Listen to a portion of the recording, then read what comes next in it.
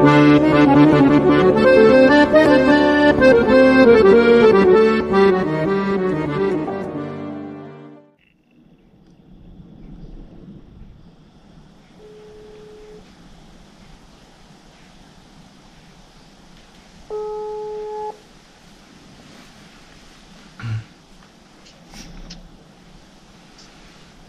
Pak Ustadz. Halo, Assalamualaikum.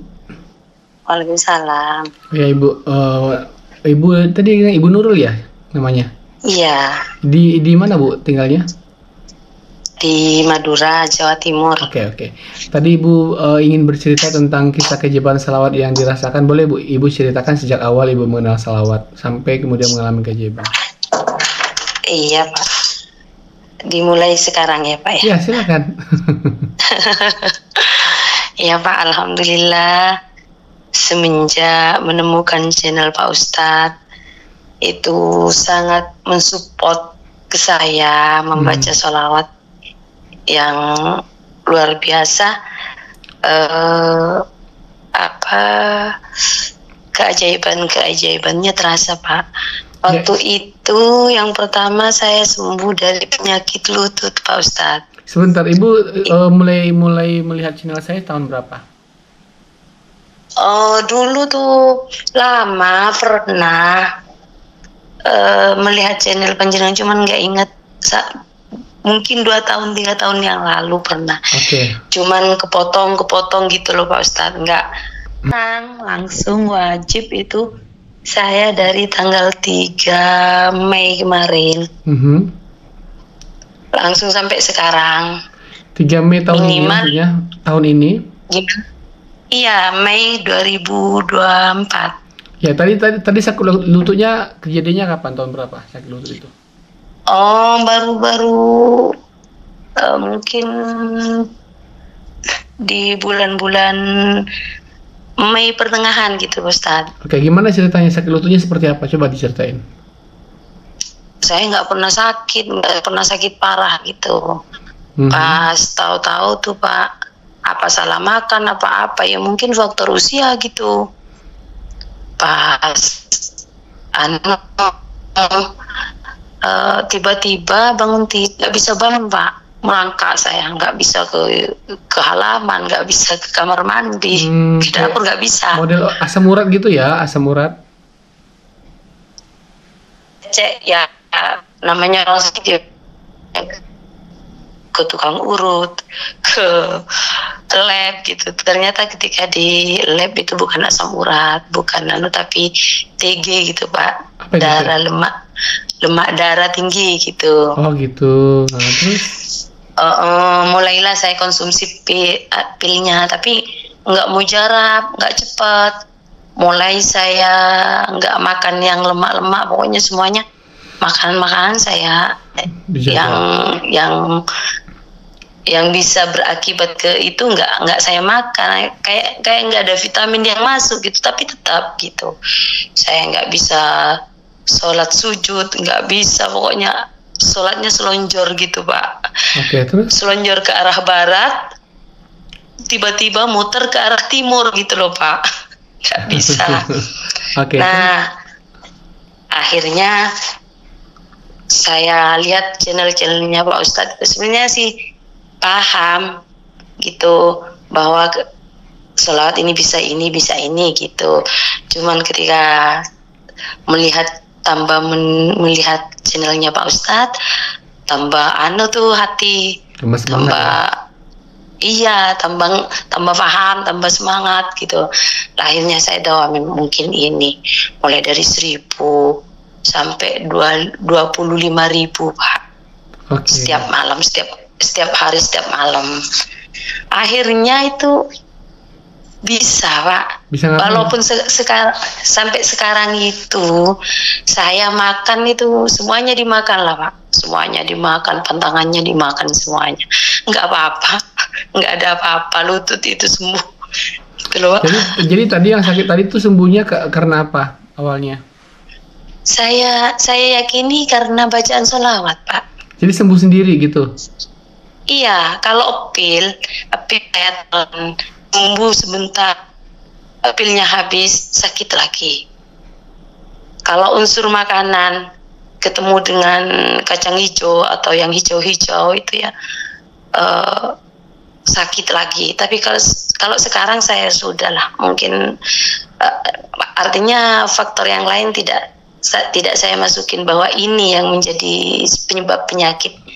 Tidak seperti itu. Makanya saya langsung konsentrasi sama sholawat, Pak. Jadi ibu sebentar, ibu cara mensalawati kaki ibu yang sakit itu bagaimana caranya? Sambil ibu menyentuh kakinya atau bagaimana? Enggak lah Pak, biasa ya. Ya di awal-awal ya pakai air lah ditiup. Tapi kan lupa Pak, karena saya pindah-pindah sholawatnya. Kadang di dapur, kadang di mana gitu. Bagi saya kalau sholawat 25.000 kalau duduk itu kayaknya nggak bisa kerja lain loh Pak. Padahal saya kan keluar kerja, di dapur juga iya, nyuci iya kan gitu. Saya sekarang punya metode bagi saya yang gampang ketika mau sholawat, saya nggak susah gitu loh Pak. Bagaimana cara ibu metodenya? Saya pakai timer Pak. Dicek dulu 30 menit saya dapatnya berapa. Kalau cepat saya dapatnya 3.000. Kalau sambil ngomong-ngomong saya potong menjadi 25 gitu. Oh gitu ya. 2.500 gitu loh Pak. Jadi cepat, setiap saya keluar ke dapur apa yang penting nggak masuk kamar mandi. Saya tuh seperti itu, langsung dicatat di HP gitu. Awal-awalnya ya pakai apa tuh Pak? Pakai tanda kertas apa berseleweran sampai banyak sampah di rumah. Kalau tasbih digital saya nggak cepet gitu loh Pak. Padahal mulut sudah dapat 5, tasbih digital masih pelan-pelan ke saya gitu loh Pak. Yang kedua, tasbih digital selalu ketinggalan Pak, selalu hilang, habisnya banyak saya. Iya Pak, makasih ya Pak Ustadz. Iya Terus mudah-mudahan. Cerita yang lain bagaimana? Yang kedua, saya kan ketimpa amanah banyak ya Pak. Hutang maksudnya? Iya. Ketimpa amanah banyak, cuman tidak saya pikir. Saya selawatin terus, akhirnya saya jadi boleh tahu berapa banyak? Sampai berapa? Berapa banyak? Ada deh Pak, biar tidak menambah luka batin. Iya, maksudnya kan teman-teman yang dengar kan, dia bisa tambah, misalnya 5 hampir juta. Mencapai 100. Enggak. Saya pikir sampai 500 miliar, nggak sampai ya. 100, ya janganlah Pak, 100 juta itu banyak. Oke. Dan itu tidak diketahui sama suami, dan memang saya nggak cerita. Karena kalau cerita menambah luka batin dia gitu loh Pak. Biarlah saya sama Tuhan saya sama Nabi saya yang tahu gitu loh. Terus gimana ceritanya? Saya kan gini, kena tipu teman, saya punya bisnis, kena tipu, dibawa lari teman gitu. Pas akhirnya saya kan modalnya itu dari orang-orang, bukan dari saya sendiri. Jadi saya harus ganti kepada orang.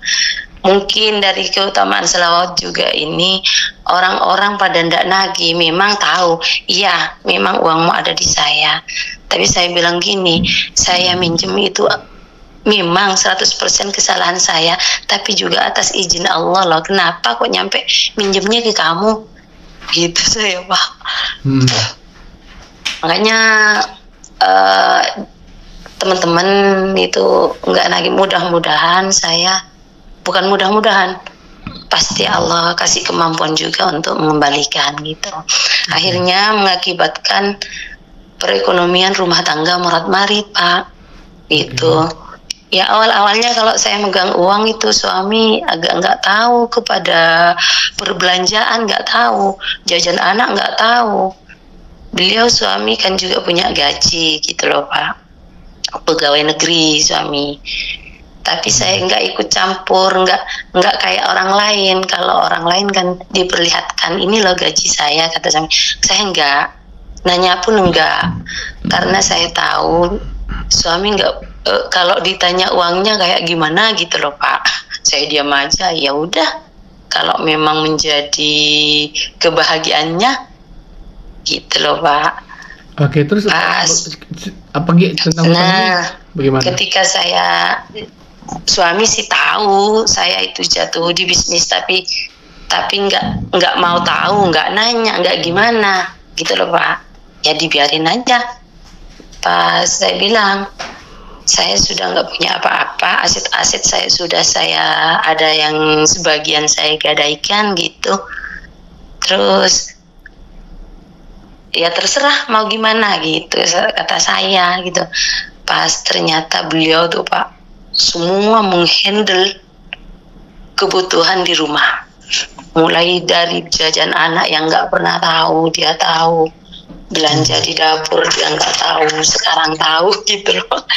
Bahkan kalau dia mau dinas keluar kota, beliau meninggalkan ATM-nya Pak, yang sebelumnya nggak pernah memperlihatkan ini ATM saya, PIN-nya nggak pernah, dan saya juga nggak nanya karena memang tidak menyenangkan bagi beliau gitu loh Pak. Sekarang itu ATM-nya ditinggal ke saya.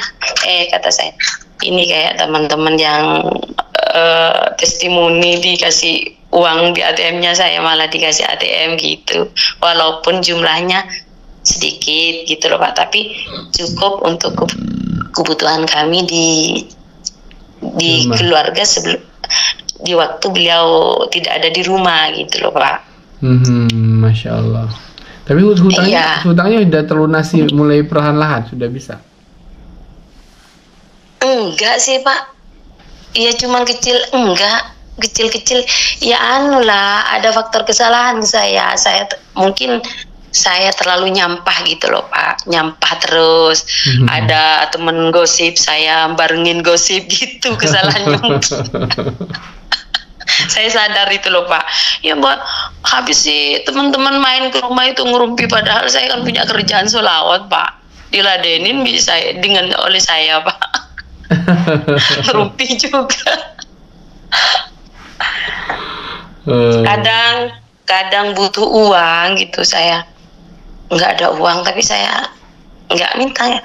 Tiba-tiba ada orang datang, ini loh uang pisangnya kamu saya beli, ini loh kelapanya kamu beli gitu loh. Padahal saya nggak tahu punya pisang apa ya, tanamannya suami gitu loh Pak. Saya nggak tahu ada pisang, ada kelapa, ada apa nggak tahu. Cuman tiba-tiba orang datang itu 100, 200, 500 kan Pak, membantu kepada kebutuhan pada saat itu saya benar-benar lagi butuh gitu. Misalnya barusan ini loh Pak, saya lagi butuh uang ini besok sangunya anak gimana kata saya. Dipikir kan suami keluar kota dinas, saya minta ke suami, masih belum gajian, ada uang nggak gitu, saya masih belum gajian gitu. Ya sudah gitu. Pas tiba-tiba ada orang datang nanya, ini loh Mbak, uangnya apa tuh Pak, janurnya kelapa itu loh Pak. Padahal saya nggak pernah jual gitu. Mungkin komunikasinya sama suami gitu loh Pak. Iya. Cuman ya belum sama dengan teman-teman yang ATM-nya isi 100 juta, 5 juta belum, masih gitu. Nah kalau untuk suami ini, ibu ada mendoakan khusus nggak? Misalnya pas ibu tahajud, dia doakan suaminya supaya berubah atau gimana, ada nggak? Enggak lah Pak, saya nggak pernah mengganggu, saya nggak pernah menyesali sikapnya dia, mengganggu dia loh, sudah enaknya seperti itu, dan saya nggak merasa terganggu. Saya anggap semuanya ini takdir Tuhan gitu loh Pak, apa yang terbaik ya sudah. Yang penting dia baik ke saya, dia sebenarnya baik Pak, nggak pernah ngurus saya dapat uang dari mana, nggak lah. Makanya karena suami nggak pernah ngurus ke ATM saya, ke rekening saya, sehingga saya bebas mengeluarkan uang saya kemana aja, bisnis apa aja gitu kemarin. Karena nggak pernah dicek sama suami. Sekarang pun uang saya nggak ada, itu nggak pernah nanya loh, kan kamu bulanan dapat kemana, nggak pernah Pak. Ya bagi saya ini apa kebaikan atau apa gimana, yang penting saya seneng lah, nggak ditanya sama suami gitu. Kalau ditanya Pak, saya mau ngomong gimana gitu loh. Wah, kalau ditanya ini berapa ini bisa tengkar ini, tapi dia nggak nanya. Oke. Kamu kan biasanya setiap bulan dapat gini, nggak nanya dia. Karena nggak nanya, makanya saya bisnis hancur-hancuran kemarin. Nggak ada yang ngerim gitu loh Pak. Masya Allah. Oke, kisah yang lain lagi ada lagi? Oh ya, kemarin kan di daerah saya itu lagi rame-ramenya razia polisi. Oke. Kendaraan. Saya pas nggak tahu, saya plat motor saya itu mati kan. Kalau plat motor itu kelihatan Pak ya. Ya. Kalau STN kan masih belum, harus ditanya kan gitu. Oke. Saya dihentikan Pak. Ada surat Bu, ada, keluarkan gitu. KTP Bu, ada. SIM nggak punya. Kenapa lewat sini? Salahnya saya itu lewat ke jalur, bukan jalurnya motor, itu satu arah gitu loh Pak. Saya lupa pada waktu itu, buru-buru. Kenapa lewat sini? Ya saya mau lewat luar, takut loh Pak, takut ketemu kesampean. Lewat dalam kok masih ketemu sama sampean gitu saya. Pas ya sudah, saya mau nangis, kayak mau ketawa. Ini kok lucu hidup ya. Saya takut ketemu polisi, kok ketemu tapi nggak diapa-apain gitu. Surat-surat diminta, dilihat, ya sudah Bu gitu. Kalau nanti sampean punya rezeki, sebelumnya saya gini, nggak apa-apa Tuhan. Mulai tadi Rasul, saya nyebut nama saya, nyebut sholawat gitu loh. Mulai dari berangkat dari rumah, kan saya pakai timer Pak. Gitu. Setiap 30 menit bunyi, berarti dapat 30. Dari kemanapun saya berangkat, baca sholawat gitu. Saya cuman bukan komplain lah. Mulai tadi saya baca sholawat, nggak apa-apa, ini takdir namanya. Tapi kalau diminta uang ya nggak ada gitu. Pas ternyata ya sudah, ini dibalikin Pak surat-surat tuh. Ini ya Bu, nanti kalau sampean punya rezeki, ini diperpanjang. Iya Pak gitu. Saya kayak mau nangis, mau ketawa, lucu hidup ini ya gitu. Tuh, minta doanya ya Pak ya, mudah-mudahan saya istiqomah. Amin. Istiqomah baca salawat aja itu bagi saya rezeki. Masya Allah. Besar sudah Pak. Iya, dari kan tahu kesibukan ibu di rumah tangga tuh Pak. Iya. Satu hari kalau di lantur itu kerjaan melulu Pak. Oh. Tapi kan iya nggak bisa nyuci, lipat baju apa. Tapi enggak saya nggak bukan ngerutu ya. Alhamdulillah saya sehat. Alhamdulillah bisa baca sholawat, gitu aja sudah rezeki. Perkara apa yang menimpa nanti itu atas izin Allah semua kan gitu loh Pak. Iya. Doain mudah-mudahan saya itu seperti teman-teman dapat keajaiban apa. Saya banyak yang dijajal kemarin. Ngaji berapa juz gitu Pak, sampai nggak tidur satu malam gitu. Tapi yang sholawat ini yang paten, tidak akan saya lepas karena selain mohon syafaat di dunia, lebih-lebih nanti di akhirat. Kalau nggak baca sholawat kita hidup, apa yang mau diharapkan di akhirat nanti Pak? Iya. Itu yang saya takutkan. Iya. Oke, apalagi kisah yang lain Bu? Ya itulah Pak. Cuma itu, suami ya? Baik, alhamdulillah.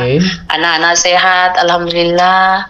Masya itu Allah. Saya sudah nggak kekurangan uang, walaupun uangnya kecil-kecil, tapi alhamdulillah melihat orang-orang yang kekurangan, beli ini beli itu nggak bisa. Cuman ya masih belum bisa membayar amanah-amanah gitu. Oke. Tapi rutin 25.000 satu hari Bu ya bacanya ya? Gimana Pak? Rutin istiqomah 25.000 kali sehari bersalawat. Iya, rutin istiqomah 25.000 sehari. Kalau ada lebih waktu saya pakai Nabi al-Huda la tansani min syafaatin ya Rasulullah gitu. Oke, itu Allah. kadang 1.000, kadang ya berapa gitu. Tapi yang wajib saya harus tembus di selawat Jibril 25.000. Oke. Gitu, Pak. Masya Allah Ibu, terima kasih banyak lo sudah berbagi cerita. Sama-sama, mudah-mudahan ini bisa menginspirasi teman-teman bahwa setiap ada kesulitan pasti ada kemudahan kalau itu semua disandarkan sama Rasulullah sama Allah gitu loh Pak. Amin. Mohon doanya juga agar saya cepat lepas dari amanah-amanah. Gitu. Amin. Oke Bu, terima kasih banyak ya. Iya, sama-sama Pak. Ya, kita akhir dulu Bu ya. Sampai jumpa. Assalamualaikum warahmatullahi wabarakatuh. Waalaikumsalam warahmatullahi wabarakatuh. Teman-teman, itulah tadi wawancara saya dengan seorang ibu. Beliau mengisahkan tentang kisah keajaiban salawat yang beliau rasakan, yang mana menurut beliau itu memang yang tidak kurang masuk akal ya, yang dulunya suaminya kurang perhatian, begitu dia bersalawat jadi berubah sikapnya. Teman-teman juga yang ingin agar testimoni ataupun kisah-kisah keajaiban salawatnya bisa ditayangkan di channel ini, silakan kirimkan kisah Anda lewat WA dengan nomor 0812 771 6294. Silakan kirimkan kisah yang Anda rasakan ke nomor WA 0812 771 62924. Sampai jumpa pada video-video saya berikutnya. Assalamualaikum warahmatullahi wabarakatuh.